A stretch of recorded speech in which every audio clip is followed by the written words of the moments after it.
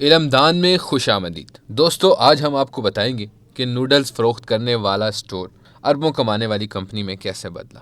کیا آپ جانتے ہیں دنیا کی بڑی ملٹی نیشنل کمپنیوں میں سے سامسنگ ایک ٹرینڈنگ کمپنی سے شروع ہوئی جو مچھلیاں اور نوڈلز فروخت کرتی تھی۔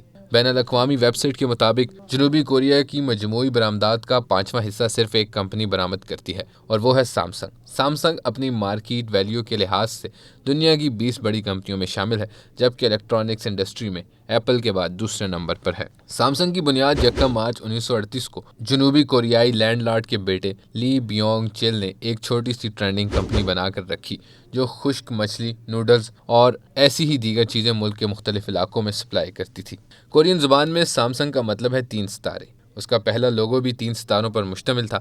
1945 تک سامسنگ چین اور دیگر ہمسایہ ملکوں کو بھی اپنی مصنوعات بیچنے لگی۔ 1950 میں جب کوریا جنگ شروع ہوئی تو یہ ملک کی 10 بڑی کمپنیوں میں شامل تھی۔ شمالی کوریا کی فوج نے سیول پر قبضہ کر لیا تو مسٹر لی کو سامسنگ کا ہیڈ آفس بوسان منتقل کرنا پڑا، جس کا کمپنی کو خاصا فائدہ پہنچا کیونکہ بوسان میں امریکی فوج بڑی تعداد میں موجود تھی اور فوجی ساز و سامان کی منتقلی کا ٹھیکہ مسٹر لی کو مل گیا۔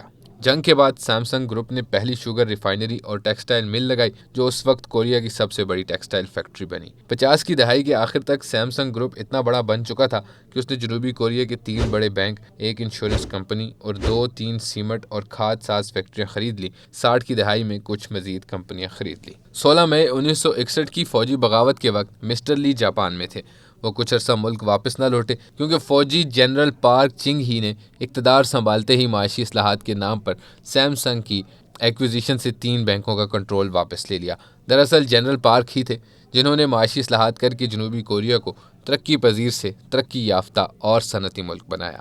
کورین زبان میں ایک لفظ ہے شیبو، جس کا مطلب ہے کسی شخص یا خاندان کی ملکیت بہت بڑا بزنس جس کے تحت مختلف قسم کی کمپنیاں چلتی ہوں۔ جنوبی کوریا کی پوری معیشت تقریباً 20 سے زائد شیبوز چلا رہے ہیں، جن میں سے کچھ 60 کی دہائی میں جنرل پارک کی معاشی اصلاحات کے بعد قائم ہوئے اور سامسنگ ان میں سے ایک ہے۔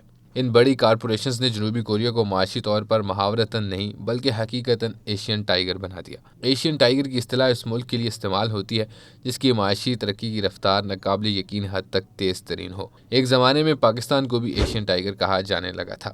جنرل پارک کے ساتھ ایک معاہدے کے بعد مسٹر لی کوریا واپس لوٹے اور اگست 1961 میں فیڈریشن آف کورین انڈسٹریز قائم کی اور اس کے بانی چیئرمین بن گئے۔ سن 1969 میں سامسنگ گروپ پہلی بار الیکٹرانکس کی صنعت میں داخل ہوا اور برقی آلات، سیمی کنڈکٹرز اور مواصلات کے لیے الگ الگ ڈویژنز قائم کی۔ پہلی چیز جو سامسنگ کی برقیات کی ڈویژن سے بن کر نکلی وہ تھا ایک black and white T V. اس کے ساتھ گھریلو استعمال کے آلات کی برآمد بھی شروع کر دی گئی۔ 1969 میں ہی سامسنگ انجینئرنگ قائم ہوئی جو تیل صاف کرنے کے کارخانے، بجلی گھر، پانی صاف کرنے کے پلانٹ، پیٹرو کیمیکلز اور گیس پلانٹس لگاتی ہے۔ 70 کی دہائی میں سامسنگ گروپ نے اپنے ٹیکسٹائل بزنس کو مزید وسعت دے کر خام مال سے لے کر تیار مصنوعات تک سب کچھ خود بنانا شروع کر دیا۔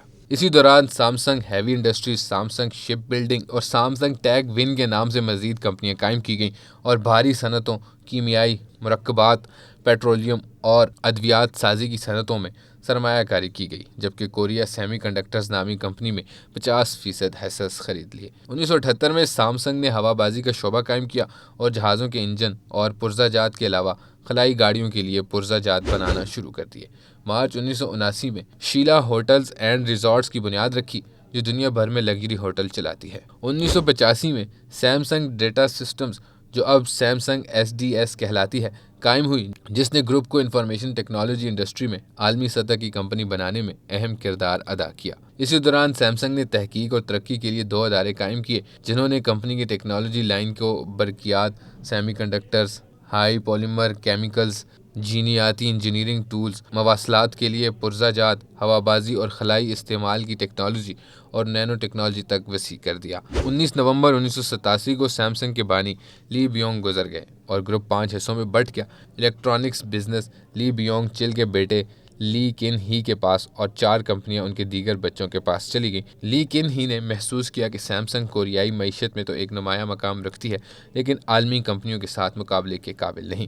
90 کی دہائی میں انہوں نے بڑے پیمانے پر اصلاحات کا آغاز کیا اور اعلیٰ افسران کو حکم دیا کہ اپنے بیوی بچوں کے علاوہ ہر چیز بدل ڈالو۔ انہوں نے کمپنی میں سرخ فیتے کی روایت ختم کر کے چھوٹے ملازمین کی حوصلہ افزائی کی کہ وہ اعلیٰ افسران کی غلطیوں کی نشاندہی کریں، خواتین کو اعلیٰ عہدے دیے اور مصنوعات کی مقدار کی بجائے معیار پر زور دیا۔ ان اصلاحات نے سیمسنگ کو عالمی الیکٹرانکس مارکیٹ کی 5 بڑی کمپنیوں میں شامل کر دیا۔ 90 کی دہائی میں سیمسنگ C&T کارپوریشن تعمیرات کے شعبے کا بڑا نام بن گئی۔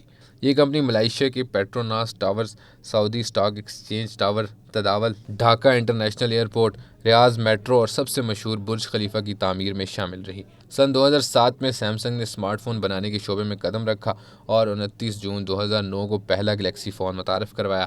گلیکسی سیریز کسی بھی کمپنی کی اب تک کی طویل مدت تک چلنے والی سیریز ہے۔ سیمسنگ نے ایپل کے ابتدائی ماڈلز کے لیے چپ سیٹ اور مائکرو پروسیسرز فراہم کیے اور 2013 میں پہلا گلیکسی ٹیبلٹ اور پہلی اسمارٹ واچ متعارف کرائی۔ سن 2011 میں سیمسنگ دنیا کی دوسری بڑی سیمی کنڈکٹر بنانے والی کمپنی بن گئی، جبکہ 2012 میں اس نے موبائل فونز کی عالمی مارکیٹ کا 25.4% حاصل کر کے نوکیا کو پیچھے چھوڑ دیا اور دنیا کی پہلی بڑی موبائل فون کمپنی بن گئی۔ سن 2013 میں اس کی آمدن جنوبی کوریا کی مجموعی قومی پیداوار GDP کا 17% تھی۔ سن 2018 میں سیمسنگ نے بھارت میں دنیا کی سب سے بڑی اسمارٹ فون بنانے والی فیکٹری لگانے کا آغاز کیا۔ سیمسنگ نے لکی موٹر کارپوریشن کے ساتھ جولائی 2021 میں ہونے والے معاہدے کے نتیجے میں پاکستان میں بھی اسمارٹ فون بنانے کا یونٹ لگایا، جس سے بنائے گئے فونز اب نہ صرف ملک میں دستیاب ہیں بلکہ برآمد بھی کیے جا رہے ہیں۔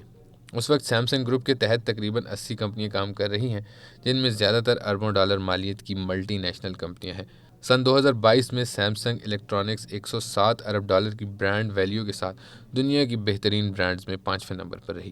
سال 2022 میں فوربس نے سیمسنگ کو گلوبل بیسٹ امپلائرز کی فہرست میں پہلے best employers for new graduates کی لسٹ میں 233ویں اور دنیا کی بہترین 2000 کمپنیوں کی فہرست میں 14ویں نمبر پر رکھا۔